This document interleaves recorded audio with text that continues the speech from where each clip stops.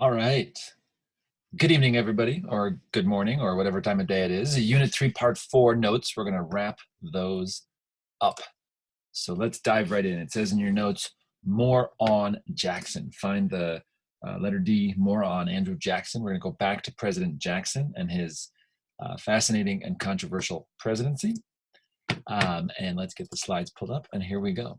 So, how do we remember Andrew Jackson? Was he a hero? Was he a great patriot and American? Was he a villain? Is he a defender of the common man, or King Andrew, as he was often called by his enemies, someone grasping for power, or something else entirely? There's 2 or 3 other quick details we want to hit on with President Jackson that are just critical. And one of them is the war on the Bank of the United States. You might recall going back to Thomas Jefferson's debate against Hamilton back in our first presidency, fighting over this bank. The bank happened. It's this private bank that holds all of America's money. Andrew Jackson, who saw himself as a disciple of Thomas Jefferson, will make one of his missions and one of his goals to destroy the bank, which, spoiler alert, he succeeds. The bank. He makes this really a personal battle as well. He despises President Jackson, despises the president of the bank, Nicholas Biddle, who has this sort of attitude that not even the president of the United States can tell him what to do, even though his bank holds most of the United States government's money. And so these 2 gentlemen come into a serious and major conflict. This was a political cartoon from the time, one of my favorites. You see on the right, of course, Andrew Jackson. On the left, Nicholas Biddle. Behind Jackson is Vice President Martin Van Buren, who will later be president. Whole bunch of other characters, and it's a full-on boxing match. They're trying to take each other out. This one, skipping ahead to what happens next. The doctor's puzzled on the desperate case of Mother Bank. Jackson does, in fact, long story short, destroy the bank. You can see him in the window there, looking in, laughing as the sick bank is vomiting up its coins. The bank is destroyed. But sometimes you have to be careful what you wish for, because in the destruction of the bank, the government loses its national sort of financial security. And just a year after Jackson is done being president, America has its worst financial crisis in its history up to that date, the Panic of 1837, which we'll talk about a little bit more later. We also have to talk about South Carolina. Jackson and the government, I should say, passes the tariff of abominations. Jackson was no fan of the tariff. It's the highest tariff that we'd ever seen. Its real name wasn't abominations, but that's how everybody saw it, because it made goods so expensive if they were foreign, right? It was clearly a political ploy, in part actually to cause trouble for Jackson. But what happens, long story short, is that the state of South Carolina says, no, we won't pay this tax. Now, you've got to compare this back to the Cherokee removal and Georgia. Remember, in the case with Georgia, the state decides to remove people, and the Supreme Court says no, and Jackson says, well, I'm not going to enforce that, Supreme Court, so Georgia can do what they want. It's an issue of states' rights. We have to respect the states' rights. That's what Jackson said. In this case, interestingly enough, we'll see the exact opposite. South Carolina doesn't want to pay the taxes, the tariffs. And so they actually pass this thing, this ordinance of nullification. It's a law passed in South Carolina that essentially says they don't have to pay the tax because they as a state disagree, and therefore they don't have to follow the federal rules. This should sound a little bit familiar because it connects us back to the Alien and Sedition Acts that we learned about when the Virginia and Kentucky resolutions, when those 2 states said we didn't have to follow the law. It's also something known as the compact theory. Well, rather than being one of the founding fathers, Jefferson, writing it, this one is written by John Calhoun. He also does it in secret, doesn't want his name attached because he is a national political leader. Long story short, Jackson is angry. How dare a state not follow his orders, right? And so the conflict comes to an intense head. Jackson finds out about South Carolina, and he essentially tells his advisors, we're going to hang the fools. He sends the army to surround the state of South Carolina to make it clear. And then he issues this famous statement to the people of South Carolina where he says, disunion by armed force is treason. Are you really ready to incur its guilt. Now, you should know what the consequences of treason are, of course. It's a crime punishable by death. So it's just a nicer way of him saying, hang the fools. Anyways, we saw in that case that the state's rights and the state's desires didn't matter. It was Jackson and what he wanted that mattered. And this is the important contrast to be able to make between the Cherokee removal issue and his helping Georgia and the tariff issue and him not helping South Carolina. One last term that we associate with Jackson, the spoils system. To the winner goes the spoils, is the saying. And Jackson makes it clear when he becomes president. He says, if a Democrat, remember he's in the Democratic Party, can't do the job, then we should abolish the job. And essentially, he wants to fire anybody in the government who's not from his party. And he helps create this system where one of the major perks of winning elections is that you get to give out jobs. You get to hand out jobs to your supporters, to your friends. And we still see this in politics today, right? And every single, doesn't matter which party, which election, which president, which candidates, everybody does this, right? Just on the newspaper 2 days ago, big supporters jockeying for the hope of getting a ambassadorship from the Biden presidency. It happens in every presidency, but what's interesting is to see the kinds of people that end up getting these appointments. But we won't go into that now. We will leave Andrew Jackson's presidency with a quick look at the only photo we have of him from 1844, right before he died. There you can see him. I love this. It's a unique opportunity to see an actual photograph, not a painting of one of our earlier presidents. Now, that brings us to 1836 and Martin Van Buren. We don't talk about him too much. In fact, I'm not even sure I put him in the notes there. If I forgot, you need to add him in there. He had been Jackson's vice president. He was handpicked by Jackson to follow him after Jackson's 2 terms.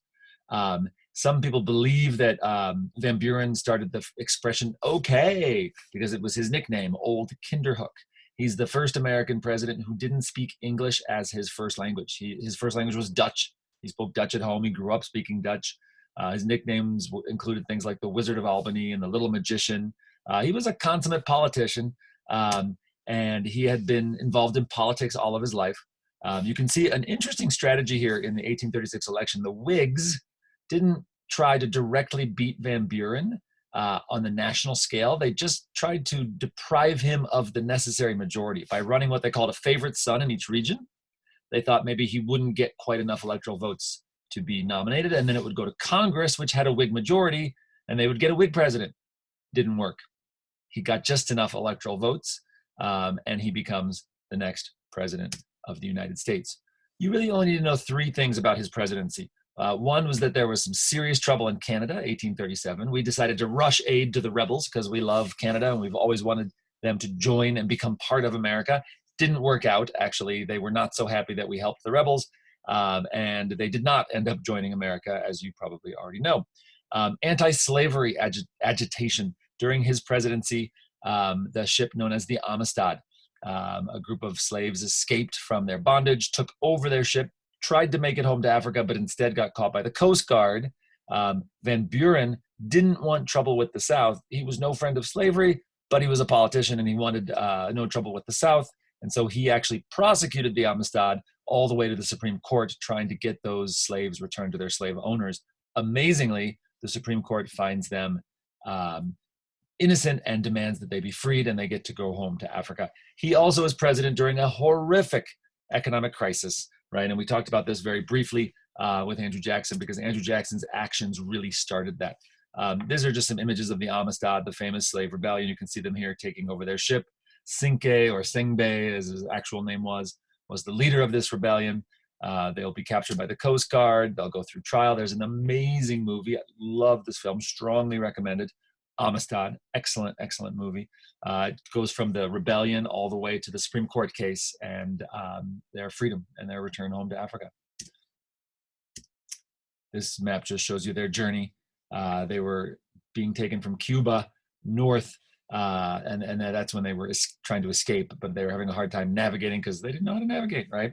Anyways, this ship now exists actually as the ship that they built for the movie exists as a floating school about slavery And it's a fascinating, I was lucky enough to jump on it in Halifax and spend a couple of days sailing on the Amistad, an incredible experience. I'm not going to do the preview here today. Let's move on. We are frozen. There we go. Nope. America's first Great Depression. As I mentioned, the economic crisis of 1837. Again, I'm not going to go into any details except to say that banks were collapsing, unemployment was skyrocketing, the country was in a total state of despair and desperation. It was frightening. And it also meant that Van Buren was not going to get himself reelected. And that brings us to the 1840 election. We want to talk about this. The 1840 election, Martin Van Ruin was his nickname at this point. Van Buren versus William Henry Harrison, known as Old Tippecanoe from the famous Battle of Tippecanoe. You can see here a log cabin and a barrel of hard cider. It becomes known as the log cabin hard cider election. And we'll talk about what that means in just a minute. Harrison and his running mate, John Tyler, who will be vice president, they had a great slogan, Tippecanoe and Tyler too. Nice little rhyme there, right? Here's William Henry Harrison, American war hero from Indian fighting, and John Tyler, who we'll talk about in a little bit later. You can see Martin Van Buren running away as the barrel of hard cider comes towards him. The idea was that hard cider was the drink of the common man, and Martin Van Buren preferred brandy, the drink of the elite, the wealthy, the powerful. Now, let's be clear, William Henry Harrison was no common man, ordinary working class person. He was also a wealthy and powerful upper class member of the elite, but he did a great job, and there's a long history of this throughout both American and world history of certain talented politicians who themselves are quite wealthy, being able to convince the masses that they represent those masses. And that was really his one of his greatest achievements, William Henry Harrison. And so you see it all over the place in the original cartoons, drawings, advertisements, the log cabin. He didn't live in a log cabin. Like I said, he was a very wealthy man, William Henry Harrison, but there was this image that he was a log cabin kind of a guy, just like everybody else, just like you and me. We could relate to him. He had the relatability, and people loved that. This was a great ad against Martin Van Buren. You see him with with his brandy, and then you would pull the tab below it, and then it would go like this. We'll just do that one more time because it's kind of fun. Watch his eyes here. He's got his brandy. He's happy. Give him some cider, and he doesn't like it. And note the abbreviation, William Henry Harrison, right there on the cup. And finally, you have this great cartoon. Not only do you have the hard cider and the log cabin, but you also have a train, right? And the train was the brand new technology of the day. And it's coming straight from Martin Van Buren on his old-fashioned horse cart. And that's precisely what happens. The Whigs win. The Whigs get their first electoral victory. This is exciting for the Whig Party, not so exciting for Van Buren and the Democrats. It's very close in the popular vote, as you can see, but not even close at all in the electoral vote. In your notes, it says 2 major changes to politics. This is really important because these are lasting changes that we still see in our elections today. You just have to look at this last election to see what we're talking about here. And the first one is the populist democratic style, this idea that you don't want to come off as elite or out of touch, that you have to have a touch with the common people, the common man. The idea of I want to elect somebody that I can sit down and have a beer with is a very American idea, and it's not particularly popular in many, many countries that are democracies. But anyways, the second point is the durable 2-party system. Right now, it's the Whigs and the Democrats. The Democrats are here to stay. The Whig Party, as you can guess, is going to disappear, but it's going to get replaced eventually by the Republican Party. But this idea of having 2 parties, that's going to last, and that's going to become a durable part of the American system. It's not the case in many modern, stable, and successful democracies. Many of them have multiple parties that compete on a regular basis. All right.